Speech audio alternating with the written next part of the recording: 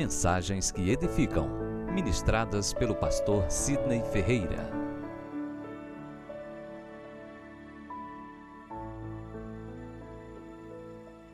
Gostaria de convidar a amada igreja a abrir a Bíblia no Evangelho de João, capítulo 7. Na medida que os irmãos forem abrindo, por gentileza, vamos nos colocando de pé em reverência à leitura.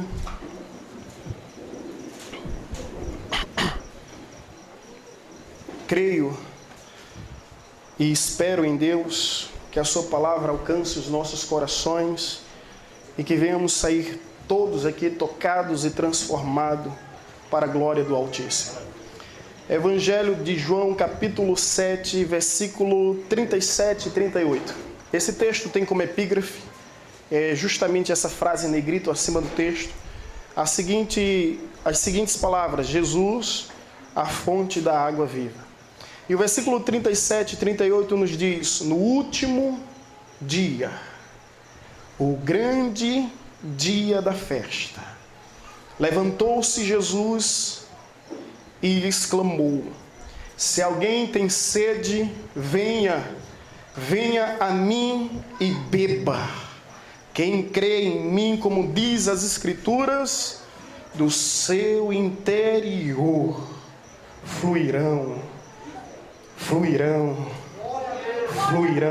rios de água viva. Pai querido, nós te damos graça, louvamos ao teu santo e maravilhoso nome, rogamos a tua bênção sobre as nossas vidas, para ministrarmos a tua palavra na autoridade do teu Santo Espírito. Fala com o teu povo, porque o teu povo está aqui tão somente para ouvir a tua voz. Essa é a nossa oração em Cristo Jesus. Amém, amém, amém. Os irmãos, podeis tomar os vossos assentos. Eu me sinto em um tabernáculo. Ao ver todos esses utensílios sagrados que havia no pátio, no santuário, no Santo dos Santos, eu me sinto verdadeiramente em um tabernáculo. Parabéns à igreja por desenvolver com tamanha excelência. Ali está o altar de sacrifício, a bacia de bronze para purificação, o candelabro, o castiçal, a mesa de pães asmos. Estamos aqui diante do altar e eu estou me sentindo no Santo dos Santos. Bem próximo da arca. Isso é bom, isso é maravilhoso. Que Deus nos preserve sempre nesse lugar. E parabéns à igreja por essa festividade. Em Israel existia 7 festas muito conhecidas. Eram elas a festa da Páscoa, a festa dos pães asmos, a festa das primícias, a festa do Pentecoste, a festa das trombetas, a festa da expiação e a festa do tabernáculo. A festa do tabernáculo era considerado a festa das festividades. Era a festa mais importante na cultura judaica, de modo que o povo se aglomerava para participar dessa festa e vinham judeus prosélitos de todas as regiões para presenciar os momentos de celebrações oferecidas a Deus. De fato, o tabernáculo era maior entre todas essas festas. Era uma festa tão grande que durava 8 dias. Isso. Exatamente 8 dias, e foi justamente no 8º dia onde a Bíblia se refere o grande dia, o último dia que Jesus se revelou. Repita comigo: Jesus se revelou. E Jesus está se revelando aqui. E Jesus está se revelando agora. Ele está sempre se revelando. Essa festa do tabernáculo, ela tinha conotação em gratidão aos 40 anos que o povo peregrinou no deserto. E naquele lugar onde Deus fez fluir a água da rocha, onde Deus sustentou o seu povo de uma forma tão especial, ao ponto que as sandálias não se desgastavam, que os pés não se rachavam e que as roupas não se desbotavam, porque Deus era o Jeová Jireh, o Deus de toda provisão, o Deus que sustentava o seu povo em todo o tempo e o tempo todo. E o povo celebrava com muita gratidão esse tempo em que eles viveram entre tendas, entre cabanas, entre barracas, entre tabernáculos, mas agora não era mais preciso porque Deus havia dado o templo, Deus havia dado a eles a terra próspera, terra essa que mana leite, que mana mel. Então Deus instituiu essa festividade. É incrível como Deus gosta de festa. Eu não sei se você gosta de festa, meu irmão, mas o céu é festa. Se você não gosta de festa, pense bem, porque Deus gosta de festa. E todas essas 7 festas foram instituídas por Deus. E Deus pediu para que o seu povo fizesse essa festa do tabernáculo durante os 8 dias. Mas o que havia de interessante, é isso que me impressiona, os textos que nós percebemos nas entrelinhas, são os mistérios revelados. E eu espero que Jesus, como se revelou daquela época, naquele lugar, possa se revelar hoje aqui de uma maneira muito especial. Havia um costume, uma tradição, entre os 7 dias da festa do tabernáculo, onde o sumo sacerdote ele pegava um cântaro, um jarro de puro ouro, ele ia ao tanque de Siloé, enchia aquele jarro, aquele cântaro com água, e ele era seguido por 60 a 70 sacerdotes. Era uma procissão.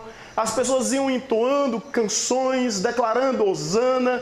As demais pessoas iam jogando folhas de ramos. E tudo isso acontecia em muita celebração e muita festividade. Ele adentrava no templo, preste bem atenção, e com aquele jarro com água, ele derramava aquela água rodeando o altar, ao redor do altar. Ele fazia isso no primeiro dia, fazia isso no segundo dia, fazia isso no terceiro dia, no quarto dia, no quinto dia, no 6º dia. Todavia no 7º ele fazia isso 7 vezes, arrodeando o altar. Lógico que nada acontece aleatoriamente, tudo tem um propósito, tudo tem um objetivo e tudo também tem um significado. No 8º dia eles não faziam simplesmente nada, e é de repente nesse momento que Jesus surge, que Jesus aparece e diz: se alguém tem sede, vem a mim e beba. A pergunta é o que Jesus queria perpassar, o que Jesus queria ensinar. Havia uma profecia, irmãos. No livro de Ezequiel, capítulo 47, Deus revela a Ezequiel algo que ia acontecer. Ezequiel entra no templo e ele vê que do altar do templo, na parte interna do templo, ia fluindo um rio. E ele chama esse rio de águas vivas. E esse rio ia para a parte exterior. E da parte exterior ia para o Oriente. E no Oriente encontrava o Mar Morto. E as águas amargas se transformavam doces. As águas mortas se tornavam em águas vivas. As águas doentias se tornavam em águas saudáveis. E ele começou a observar isso. E Ezequiel diz que havia águas que davam no artelhos. Que depois havia águas que davam nos joelhos. Depois havia águas que davam nos lombos. Depois havia águas mais profundas, que você já não tinha mais controle sobre as águas. Eram as águas que lhe controlavam, porque você estava completamente submerso. Você estava totalmente mergulhando nessas águas. Presta atenção comigo. Os judeus, quando faziam isso através do sacerdote, pegavam um cântaro de puro ouro, enchia com as águas do tanque de Siloé e levava essas águas ao altar. Eles faziam uma espécie de analogia a uma promessa que Deus fez a Ezequiel. E a esperança deles é que essas águas possam fluir do altar e através do templo alcançar as regiões, trazendo vida, trazendo esperança, trazendo saúde, trazendo mudança, trazendo transformação. Essa era a compreensão deles. E o que é extraordinário aqui é quando Jesus aparece no último dia. E Jesus aponta que o templo da visão de Ezequiel não é de estrutura física. Não é templo levantado nem erguido por mãos humanas.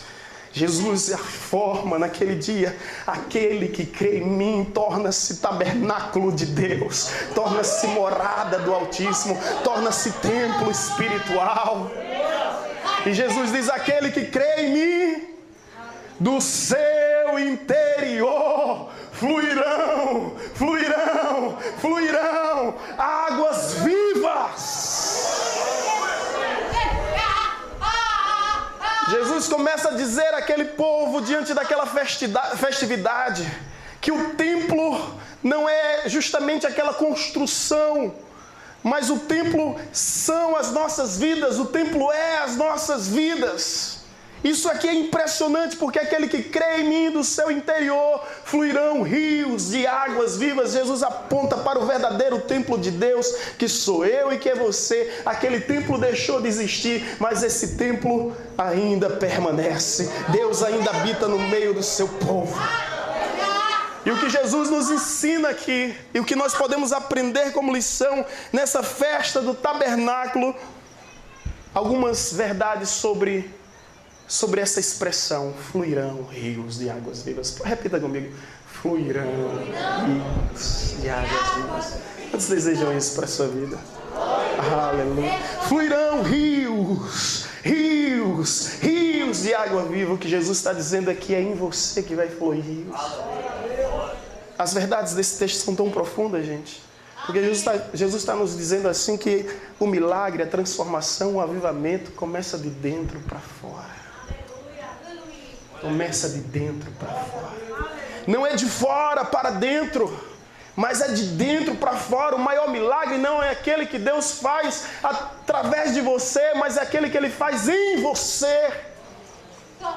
É isso.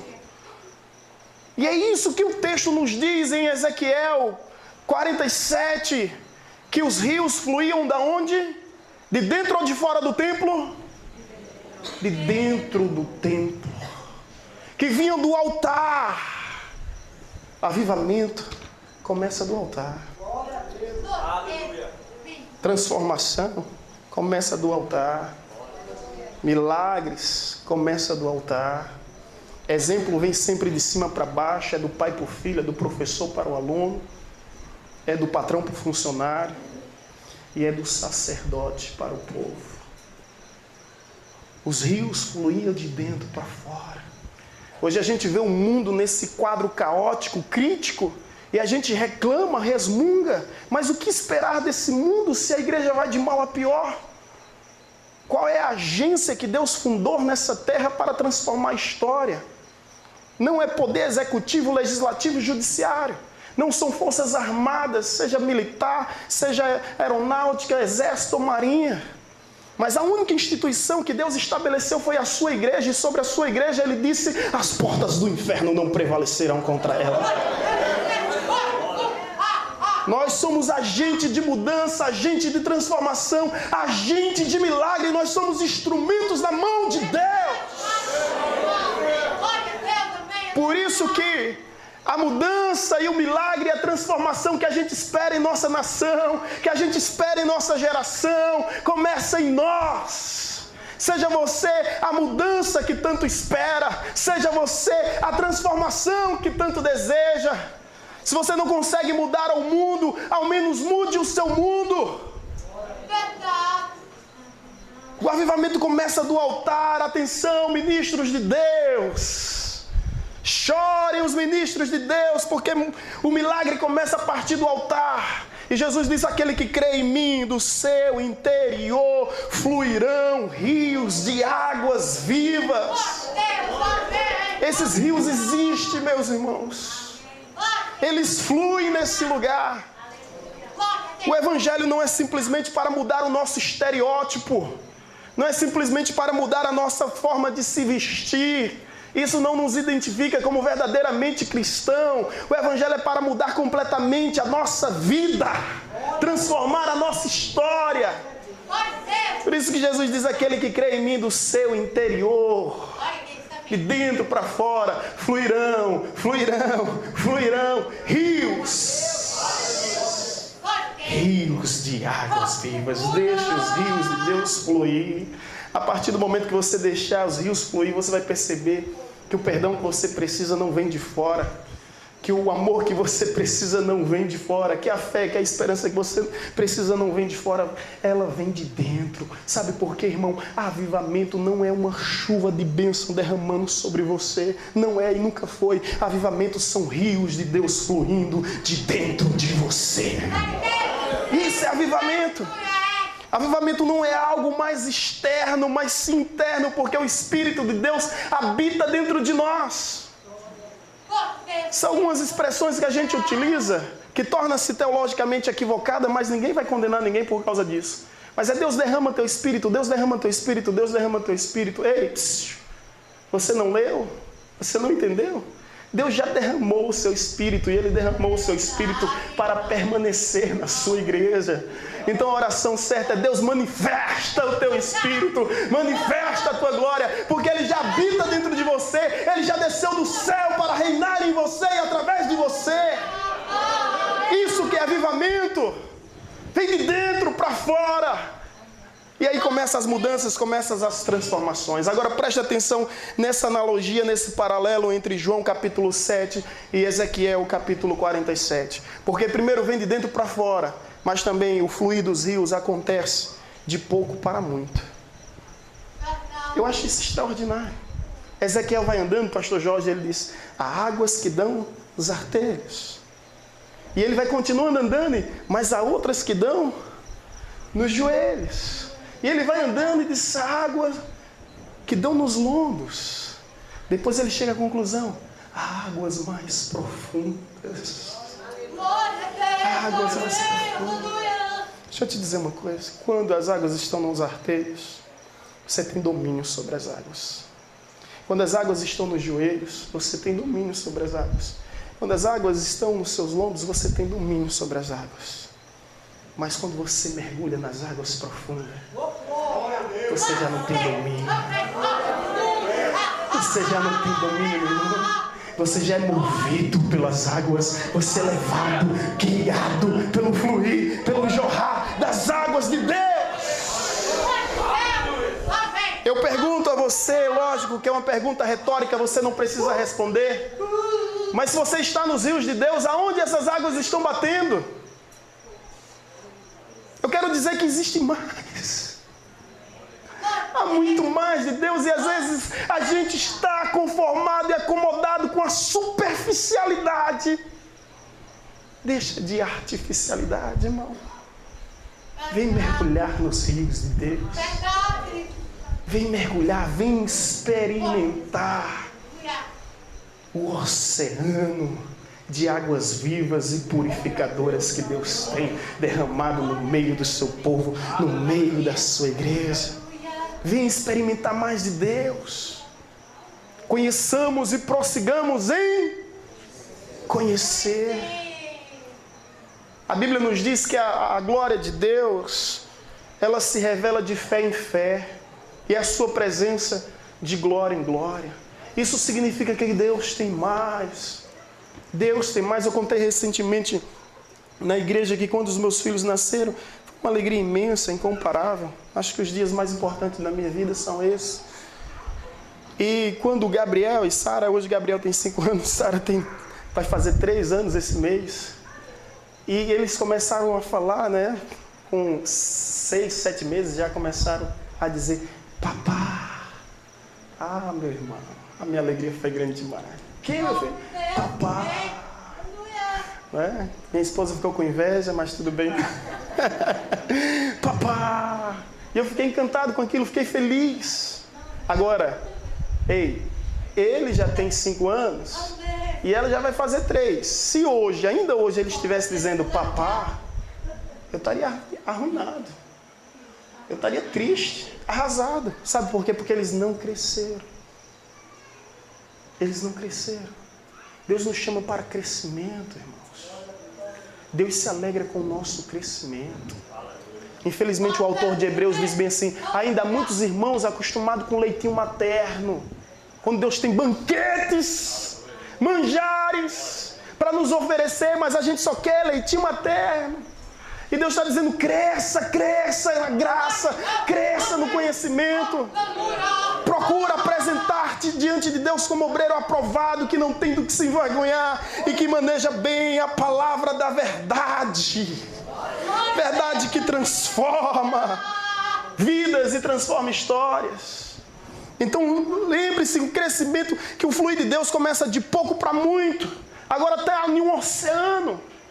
Quando eu tive a oportunidade de sobrevoar a nossa região, vindo do seminário direto para Paulo Afonso, porque quando eu estava no seminário, de repente, minha sogra me ligava e disse: Sidney, tem carona? Eu, que maravilha! E quando eu dizia aos colegas do seminário que eu ia de carona, alguns pensavam que era carona de charrete, carona de caminhão, carona de carro. Mas quando eu dizia que era carona de avião, ele dizia: rapaz, você é chique, viu? Tem um avião da Chester, de vez em quando eu conseguia carona para vir passar o final de semana. E na minha primeira experiência, né, olha, tem uma carona de avião. Eu fui para o aeroporto, passei mais tempo para sair da encruzilhada onde nós estudávamos. O seminário era na encruzilhada. Às vezes eu digo: olha, eu estudei lá em Recife na encruzilhada, 4 anos. Aí o pessoal: era um seminário ou era um centro de macumba? Cara, da expressão encruzilhada. O nome do bairro é Encruzilhada. E eu passava mais tempo em Recife, né, para sair do bairro Encruzilhada para chegar no aeroporto, do que sobrevoando. Mas um dia eu vi um sobrevoando a nossa região. E eu disse: meu Deus, que coisa tão linda. De fato, uma ilha cercada por águas, abundância de águas. E eu conheço bem esse território porque eu já fui em tudo que é rio. Já andei em tudo que é rio nesse lugar. Conheço todos os detalhes, né? Todos os atalhos de rios aqui em Paulo Afonso. Eu disse: é muita água. E o Espírito Santo perguntou: de onde vem essa água? E eu comecei a pensar: de onde é que vem essa água? Vem da Serra da Canastra, em Minas. Uma correntezazinha bem pequenininha, que vai atravessando Minas, a Bahia, Sergipe, Alagoas. Chega nessa região uma imensidão de águas. Deus estava dizendo: tudo que é grande começa pequeno, meu filho. A árvore grande começa de uma semente pequena. Tudo que é grande começa pequeno. O agir de Deus é da mesma forma, o fluir de Deus é da mesma forma. De repente você está com águas que dá no artelho, mas continue andando, que você vai chegar um momento que as águas vão dar no joelho, mas continue andando, que você vai chegar em um lugar que as águas vão dar nos lombos, mas continue andando, não desista, que você vai chegar no lugar que as águas são mais profundas. Você já não vai ter mais controle sobre as águas, mas você vai ser controlado pelos rios de Deus. Rios de Deus. Eu creio que Davi compreende muito bem o que é isso. Eu creio que Davi reconhece que se ele venceu reis, é porque um dia ele venceu gigantes. Se ele venceu gigantes, é porque um dia ele venceu leões. Se ele venceu leões, é porque um dia ele venceu o urso. Davi consegue entender que o urso preparou para o leão preparou para os gigantes, e os gigantes preparou para ele destronar reis e conquistar as promessas de Deus em seu tempo, em sua geração. Então, meu irmão, entenda que esse fluir de Deus, que essa graça de Deus, ela se manifesta em nossa vida aos poucos, até mesmo porque nem eu nem você temos estrutura emocional para suportar. Se Deus me dissesse, logo quando eu me converti, que eu seria pastor, eu acho que eu ia para Tarsis, viu? Eu descia em Jope, pegava um navio e ia para Tarsis. Eu ia para o outro lado como fez Jonas. Mas a revelação de Deus, ela é gradativa, ela é paulatinamente, Você não tem condições de assimilar tudo que Deus tem para você. É por isso que Deus disse a Abraão: sai da tua casa, sai da tua terra, sai da tua parentela e vai. Para onde, Deus? Para um lugar que eu te mostrarei. Pronto. Qual é a satisfação que Deus diz a Abraão? Dá a Abraão? Nenhuma. Porque, dia após dia ele ia tendo uma nova experiência. Dia após dia ele ia tendo uma nova revelação. Dia após dia ele ia tendo suas próprias experiências com Deus, para amadurecer a sua vida. Por isso que ele é o pai da fé. Não é simplesmente pelo que ele deixou para trás, mas seguir em frente sem saber para onde vai. Homem de confiança. Homem de confiança. Se você chegar para pastores hoje e disser: pastor, você quer deixar a sua igreja? O pastor vai dizer: bem, depende para onde eu vou. Depende do lugar de onde eu vou e depende de quanto eu vou receber. A gente já ouviu alguns testemunhos como esse aí, não é, pastor Jorge? Depende para onde eu vou, depende de quanto eu vou receber. Mas Abraão disse, amém, Senhor. Seja onde for, contigo eu irei. Contigo eu irei. Contigo eu irei. Isso é viver a manifestação da graça de Deus.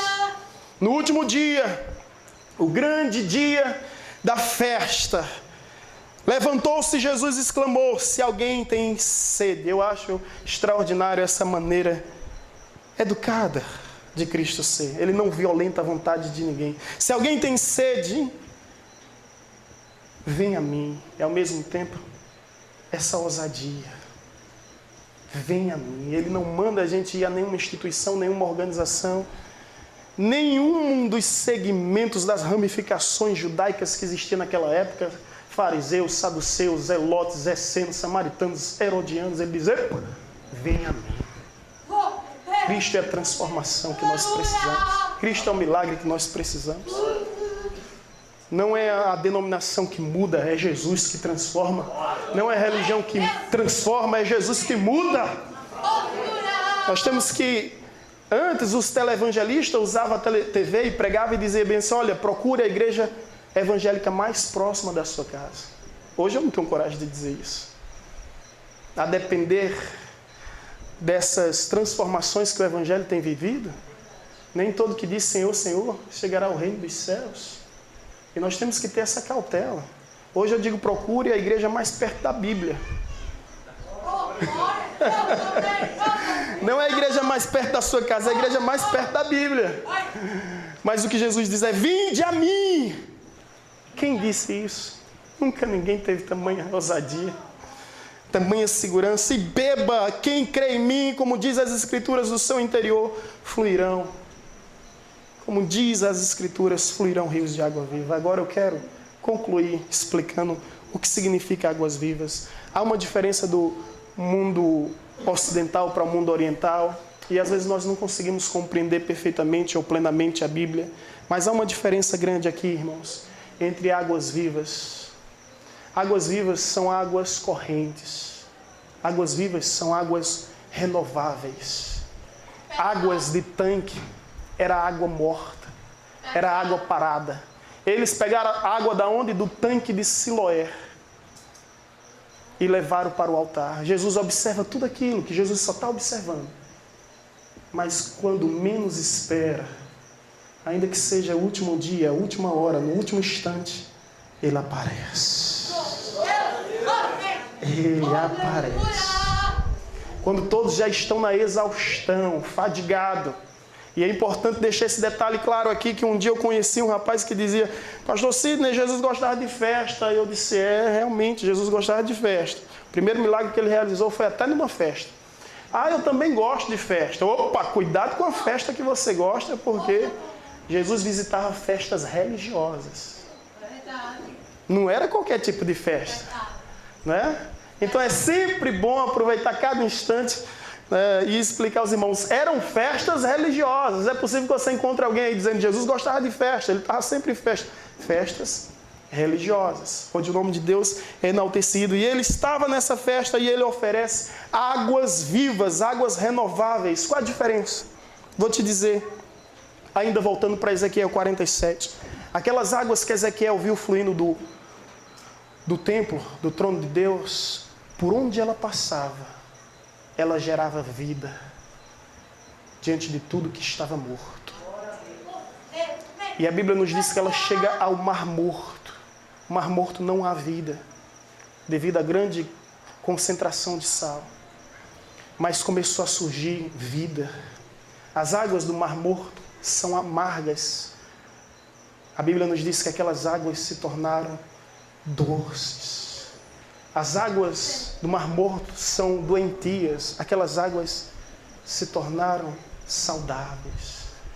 Quando a Bíblia diz que aqui, dentro de mim fluirão rios de águas vivas, você vai ser instrumento, canal, vaso, em meio de mudanças e transformações.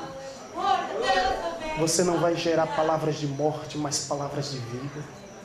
Você vai ser usado por Deus para ressuscitar sonhos, para ressuscitar anseios de pessoas que já morreram, mas onde os rios fluírem, por onde você andar, por onde você passar, você vai levantar caídos, você vai levantar pessoas prostradas, você vai levantar pessoas rendidas, porque os rios de Deus fluem em você, e os rios que fluem em você gera vida, não gera morte. Gera vida, não gera morte. Para onde você passar, você vai gerar vida, você não vai gerar morte. Você vai gerar coisas doces, não coisas amargas. Pessoas feridas ferem pessoas, mas pessoas saradas saram pessoas. Seja uma pessoa doce, no abrir da sua boca profira bênçãos e não maldições. Deus nos chamou para abençoar e nunca para amaldiçoarmos. Aquele que se aproximar de você vai se sentir constrangido, porque quando chegar diante de você com o intuito de fazer o mal, será transformado através da glória de Deus, que reluz e resplandece sobre a tua vida. Não haverá morte, mas haverá vida. Não haverá amargo, mas doce. São os rios de Deus fluindo. São os rios de Deus transformando. Não haverá enfermidades. O que haverá é saúde.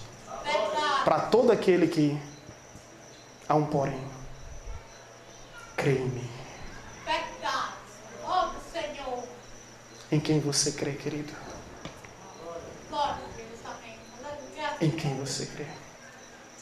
Aquele que crê em mim. Não é do seu jeito. Tem muita gente querendo crer em Cristo do seu jeito, pastor. Talvez, pastores, esse seja o nosso maior problema. Não é do seu jeito, não é da sua forma. Surgiu uma nova teologia no nosso meio que é chamada axologia. Você já ouviu falar? Ah, pastor, eu acho assim. Eu acho assim. Nem Jesus se deu o luxo de falar isso. O que você encontra nos lábios dos mestres, do nosso mestre, é sempre: está escrito, está escrito, está escrito. Sempre recorria à autoridade maior que a autoridade da palavra de Deus. É muita axologia no nosso meio. Ah, porque eu penso assim, eu acho assim. Aquele que crê em mim, como diz as Escrituras, como diz a palavra, como diz a revelação, do seu interior fluirão, fluirão, fluirão rios de águas vivas. Se coloque em pé e aplauda ao Senhor, aquele que vive, aquele que reina, que está presente em nosso meio, fazendo fluir os seus rios, fazendo jorrar os seus rios, rios de águas vivas. Coloca a mão no seu coração, querido. Essa é a festa do tabernáculo. Eu creio que Deus tem falado convosco de diversas maneiras, de várias formas durante esses dias. Mas essa é a palavra que ardia no meu coração, para que viéssemos entender que Jesus esteve numa festa de tabernáculo e no último dia Ele ofereceu águas vivas. É isso que Ele tem para mim, é isso que Ele tem para você. Águas vivas. Não são águas mortas, são águas vivas, águas em movimento. E na medida que esse movimento começa a fluir e jorrar, nós recebemos as águas que cura, as águas que limpa, as águas que liberta, as águas que purifica, águas que fluem do rio de Deus. Conforme está escrito em sua palavra, há um rio cujas águas alegram a cidade de Deus, o santuário da morada do Altíssimo, e Deus está no meio dela.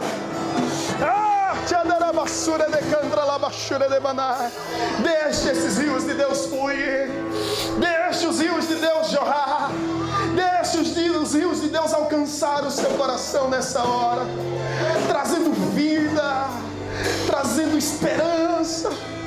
Deixe os rios de Deus, rios de Deus, rios de Deus, deixa fluir, deixa jorrar.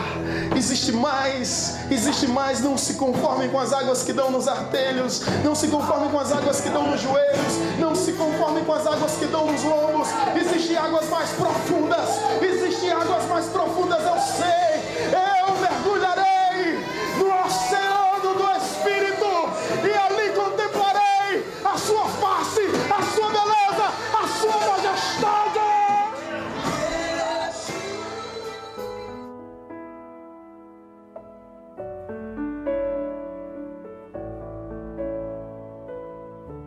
Você acabou de ouvir uma mensagem ministrada pelo pastor Sidney Ferreira, da Igreja Batista Evangelizadora.